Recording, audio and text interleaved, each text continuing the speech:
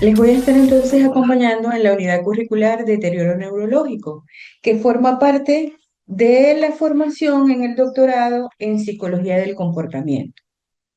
Voy a comenzar presentándome. Mi nombre es, como ya les dije, Eileen Díaz.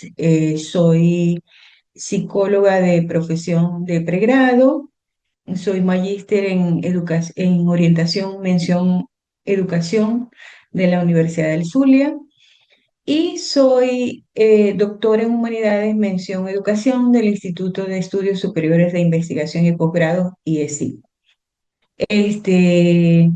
Les voy a estar entonces acompañando en el desarrollo del curso Deterioro Neurológico en este periodo 2025-3.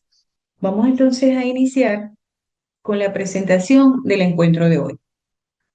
Hoy vamos a estar viendo, les voy a presentar un poco el sinóptico que tiene como objetivo, el curso tiene como objetivo terminal que el participante al finalizar reconocerá los métodos diagnósticos o evaluación que estudia el funcionamiento cerebral y brinda información no provista por otros métodos de estudio, permitiendo comprender cómo funcionan las diferentes áreas y sistemas del cerebro y su influencia, y el sistema del cerebro y su influencia en el comportamiento humano. Ese sería el objetivo que debemos lograr al finalizar el curso. Ahora bien, en cuanto a la sinopsis de contenido, vamos a ver, este curso está estructurado en 4 unidades. La primera unidad, la neuropsicología, que vamos a desarrollar o vamos a analizar su concepto, definición y alcances, así como el diagnóstico, ¿verdad? En la unidad 2 vamos a ver la evaluación neuropsicológica y vamos a ver cuándo debe realizarse una evaluación neuropsicológica, qué aspectos se evalúan en la evaluación neuropsicológica, valga la redundancia, qué utilidad tiene la evaluación neuropsicológica, en qué casos se recomienda realizar la evaluación neuropsicológica. Esto como contenidos de la unidad 2. En la unidad 3 vamos a estar revisando el deterioro neuropsicológico en niños, adolescentes, adultos y ancianos y su influencia en la conducta. Es decir, vamos a revisar ese deterioro neuropsicológico en todas las etapas del ciclo vital, desde los niños hasta los ancianos.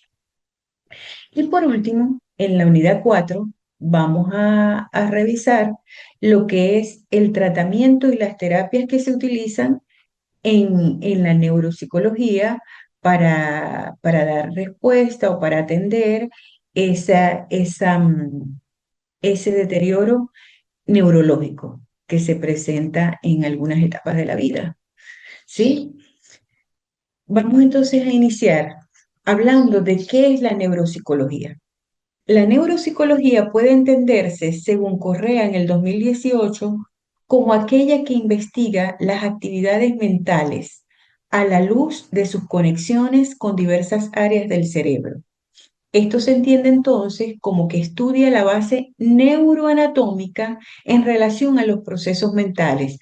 ¿Cuáles procesos mentales? La atención, la memoria, el lenguaje, la percepción, praxia, funciones ejecutivas y emoción, y cómo todo esto unido nos hace ser quienes somos y cómo enfrentamos el mundo. Es decir, esto determina cómo somos todos esos procesos, ¿verdad? Esa neuroanatomía que nos describe desde como una característica anatómica, física, orgánica, nos describe en todas esas funciones, en todos esos procesos mentales que nos conforman, y todo eso unido, todos esos procesos, también determina cómo somos y cómo nos comportamos. Entonces, en líneas generales, eso estudia la, la, neuro, la neuropsicología, ¿ok? Es importante también entender que la neuropsicología, eh, de alguna manera, se desprende o viene de la neurociencia, ¿verdad? O sea, tendríamos que entonces este, entender que la neuropsicología depende de la neurociencia. También es importante entender que ésta se ocupa del estudio de la anomalía cognitiva, tanto cognitiva como emocional, así como del trastorno de los trastornos de personalidad producidos por una lesión en el cerebro. Por tanto, la neuropsicología se ocupa del estudio de las alteraciones epistemológicas y vehementes producidas por lesiones cerebrales. En ese mismo marco, algunos autores mencionan que en el campo de la neuropsicología abarca el funcionamiento del cerebro, principalmente el córtex, y se interesa principalmente en las conductas. Es así como se encarga del diagnóstico y tratamiento de las consecuencias cognitivas y de los trastornos del comportamiento que provocan diversas enfermedades neurológicas. Por eso, el nombre del curso.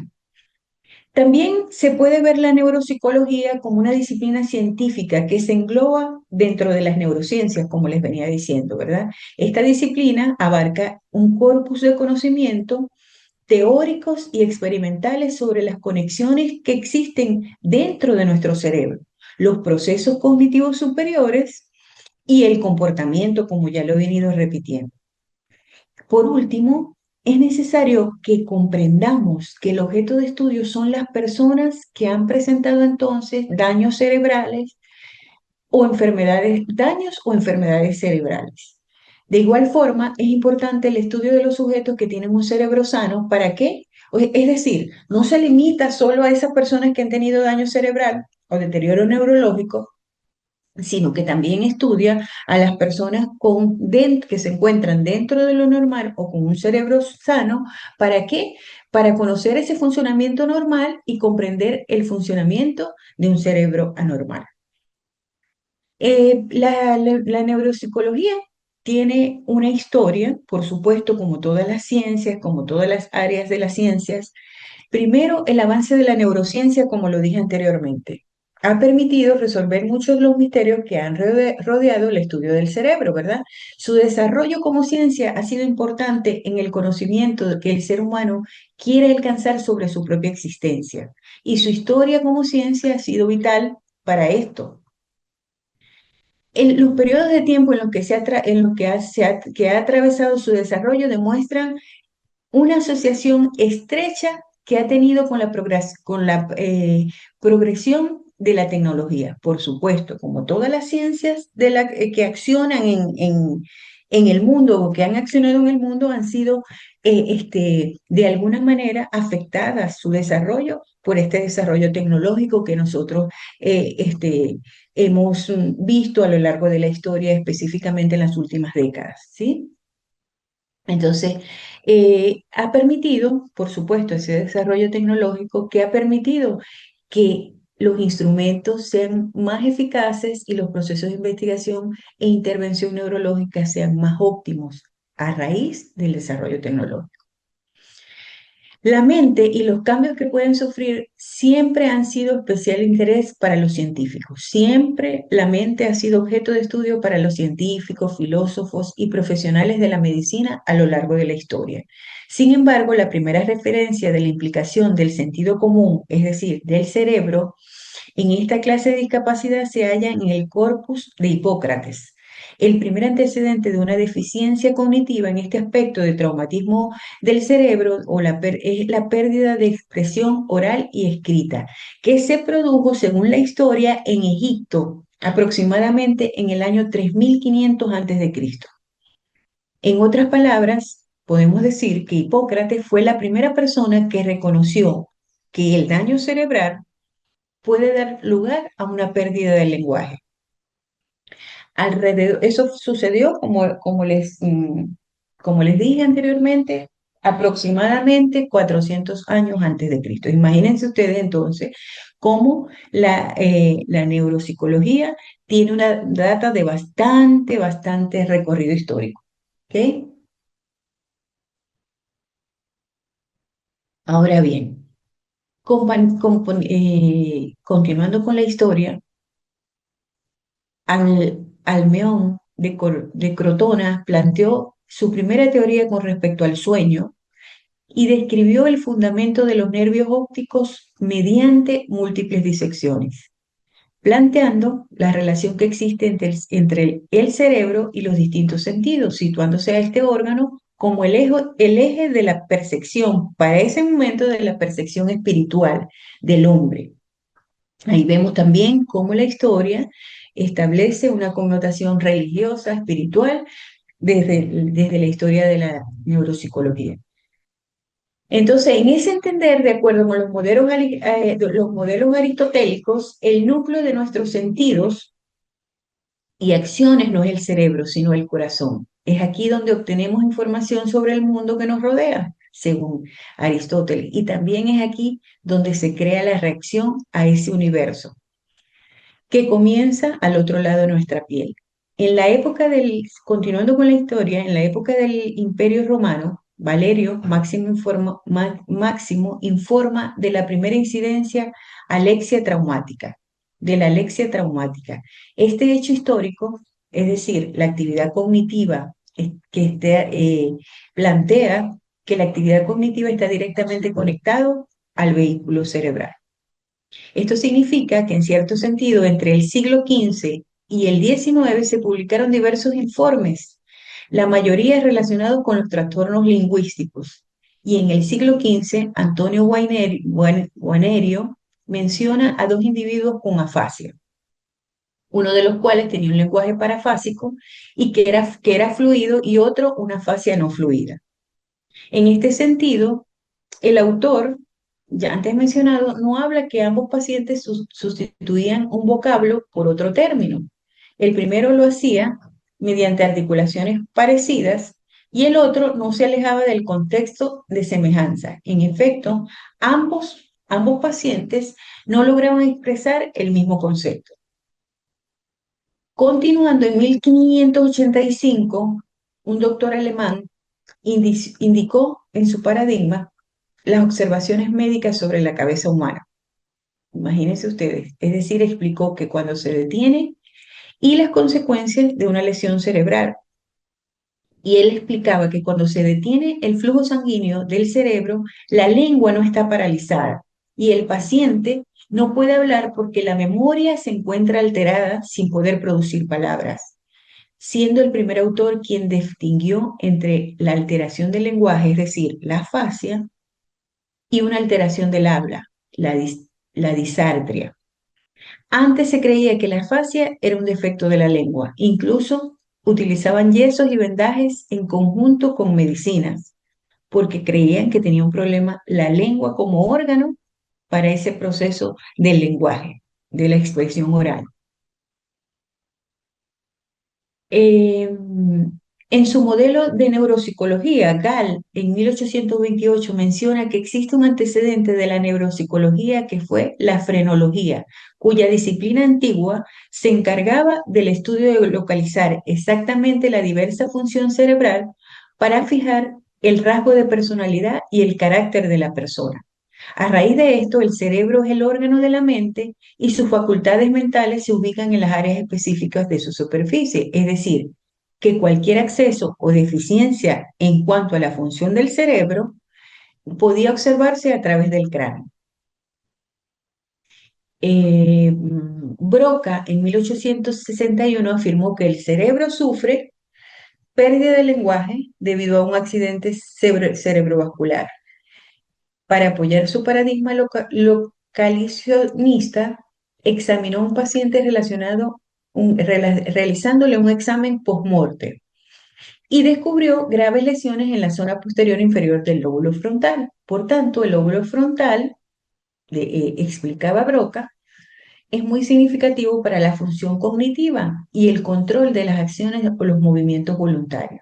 El parietal se centra en procesar el contenido relacionado con el gusto, el movimiento, la temperatura, y el occipital es el encargado de administrar la visión, la aptitud de ver.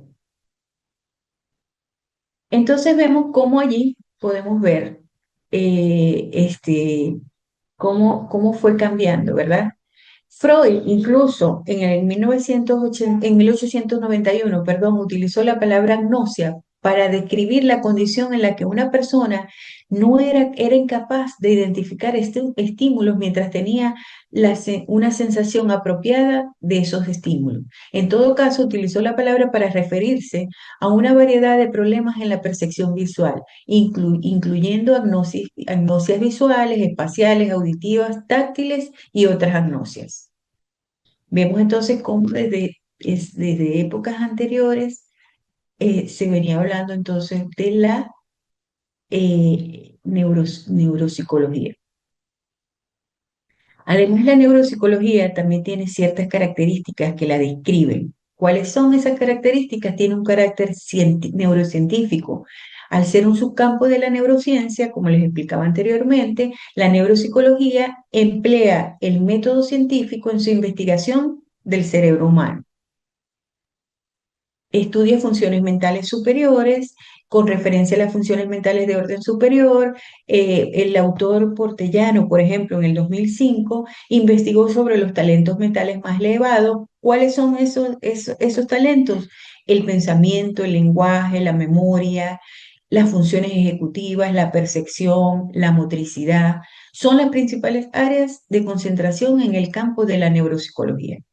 Además, investiga los efectos que la conducta emocional tiene en el funcionamiento del cerebro. Asimismo, las consecuencias del daño cerebral sobre los procesos cognitivos. La neuropsicología clínica es más esencial que la neuropsicología fundamental. ¿Por qué? Porque se centra en las repercusiones conductuales que estas lesiones cerebrales, como los trastornos de pensamiento, el síndrome disyuntivo, las afasias, las amnesias, las agnosias, las apraxias y las anomalías neuroconductuales.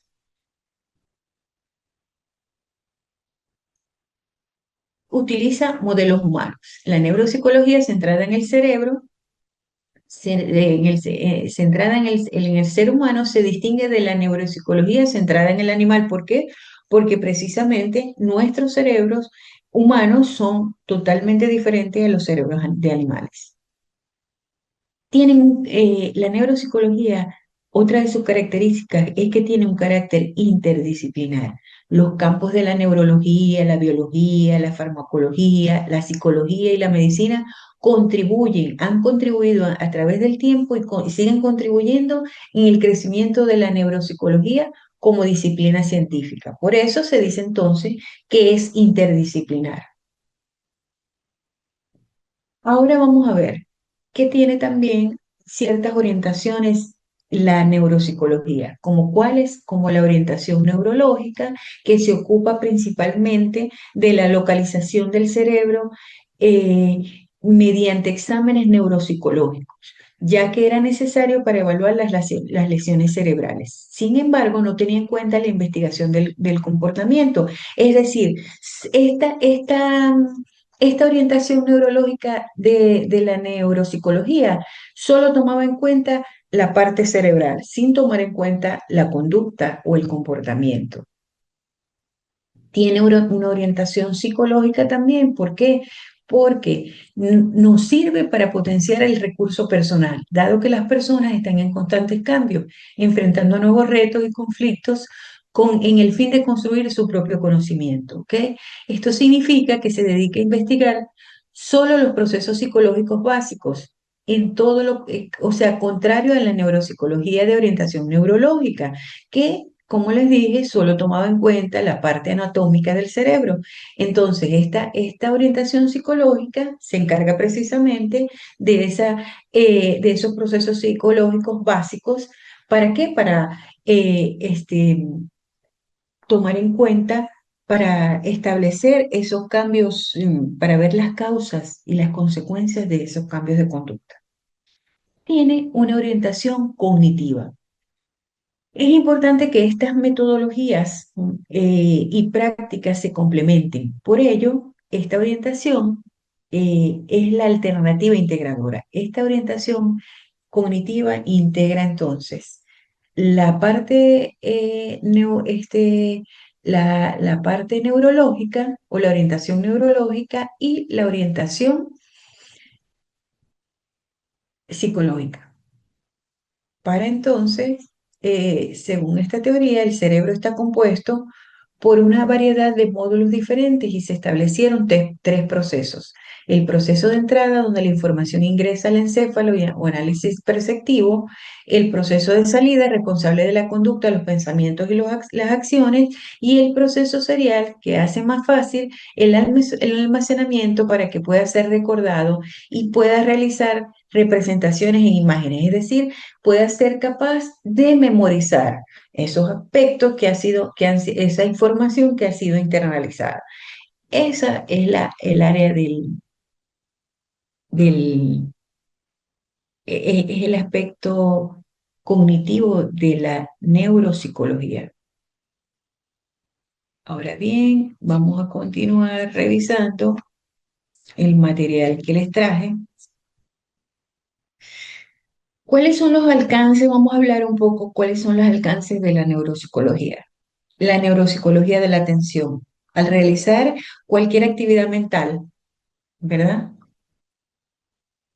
Al realizar cualquier actividad mental, una persona está practicando una serie de procesos de interacción que constituyen la atención. Esto significa que la atención no es un proceso único, sino que es un conjunto de procesos interactivos y confluentes durante la percepción, la cognición y la actividad motora. Es decir, que incluye estos otros procesos que son importantes en el comportamiento del ser humano según Portellano y García en el 2014, establecen eso. ¿Cuáles son las bases neuroanatómicas que influyen en la atención?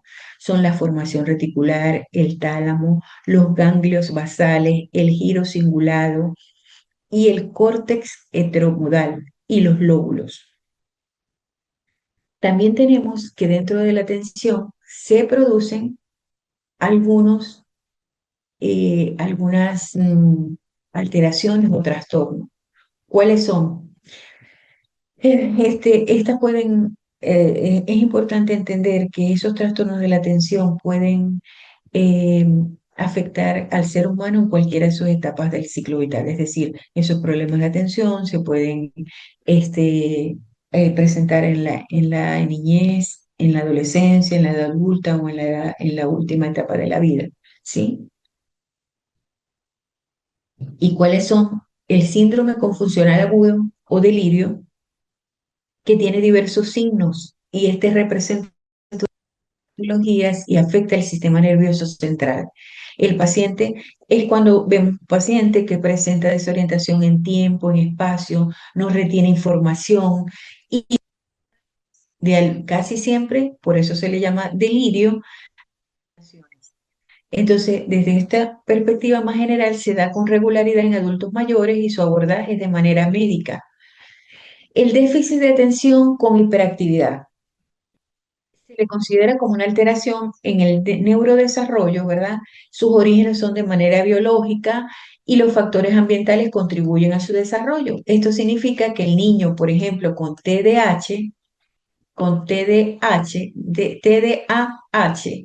puede tener problemas para prestar atención, controlar su conducta impulsiva. Estos niños no controlan esa conducta impulsiva y también pueden actuar sin pensar en el resultado de sus acciones o puede ser demasiado activo. Por eso se habla del trastorno del desarrollo de atención aunado a la hiperactividad. Este trastorno se caracteriza por corto periodo de atención, por supuesto, asociado a impulsividad e hiperactividad, por lo cual la causa y el factor de riesgo se desconoce por completo. Sin embargo, el estudio actual muestra y explica que la genética cumple un papel significativo y los científicos siguen estudiando cuál es esa incidencia genética en este trastorno de atención con hiperactividad. Ahora vamos a continuar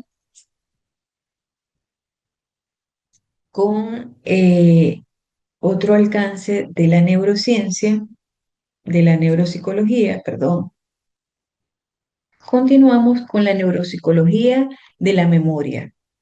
De acuerdo a González, Jodar y Muñoz en el 2013, mencionaron que la neuropsicología de la memoria es un proceso cognitivo que implica que aspectos como la codificación, el almacenamiento y el recuerdo de la información. Dicho de otra forma, son los procesos que componen la memoria con referencia a la función conocida como codificación. Es la parte del cerebro que procesa las entradas y las convierte en representaciones mentales. ¿Cuáles son los trastornos de que podemos encontrar en la memoria? Bueno, podemos encontrar principalmente las amnesias. ¿Qué es una amnesia? La amnesia es la pérdida o ausencia de la memoria y aparece después de algún tipo de daño cerebral. Por eso es precisamente que la neuropsicología estudia los trastornos de la memoria, porque casi siempre aparece después de un daño cerebral. Y se puede producir por diferentes circunstancias, pudiendo ser este daño tanto temporal como permanente. Esta amnesia puede ser retrógrada cuando el individuo no recuerda lo que pasó antes de la alteración. Puede ser anterógrada, que el síndrome amnésico más común, este es el más común y se caracteriza por la insuficiencia para entender y retener información, es decir, guardar nuevos recuerdos. El anterior era lo que pasó antes. La anterógrada, es lo que pasó, los recuerdos, no puede guardar los recuerdos nuevos. Y la psicógena, denominó Renzi en el 2006, la denominó amnesia psicógena como funcional. Suele darse por sucesos intensos de estrés psicológico, caracterizándose por la incapacidad de recordar información personal importante y surge sin que suceda una lesión cerebral. Esta surge sin que suceda una lesión cerebral. Con la neuropsicología del lenguaje. Según Jodar y Rodolar, en el 2013 destacaron que el lenguaje es una organización simbólica que maneja, que es manejada para comunicar significados precisos. Esta definición abarca al lenguaje oral, atendido, escrito y el lenguaje de signos. A raíz de esto, dicho lenguaje nos permite discernir y pensar más allá de lo expresado y lo razonado. Así pues, cobra un vigor hermenéutico y analógico que nos incita a recobrar diversas acepciones y a analizar los sentidos en función de lo alegórico y figurado. Entonces, tenemos varios, por supuesto que en el lenguaje influyen varias, según la neurociencia y la neuropsicología, influyen varias áreas del cerebro. El área de Broca, que se llama así por el autor que la descubrió, y entonces se encuentra en el lóbulo frontal izquierdo, por ejemplo. Esto significa que su trabajo es la formación verbal, es decir, la morfosintaxis corresponde al área 45 del mapa de Brodmann, del cerebro, que comprende la expresión, comprensión sintáctica y cumple la función de procesar verbos y articular el habla. En cuanto a los trastornos del lenguaje, tenemos, por ejemplo, las afasias. Es un trastorno que se da en la capacidad de utilizar el lenguaje específicamente hablando, ¿verdad? Se puede dar como una disminución en la comunicación verbal después de una lesión y también después de la obtención del lenguaje. Dicho trastorno es caracterizado como una incapacidad dificultosa del acto del habla, el proceso de escritura y corresponde a alguna lesión cerebral. Esto con respecto a las afasias. Hay varios tipos de afasias, pero yo no voy a detenerme aquí porque entonces no me daría tiempo de terminar el encuentro. La alexia, que puede caracterizarse como un cambio en el lenguaje escrito, como un problema de lectura con una lesión parcial o total de la actitud de leer o percibir. Esto significa que este cambio en el lenguaje escrito puede ser causado por una lesión en el cerebro.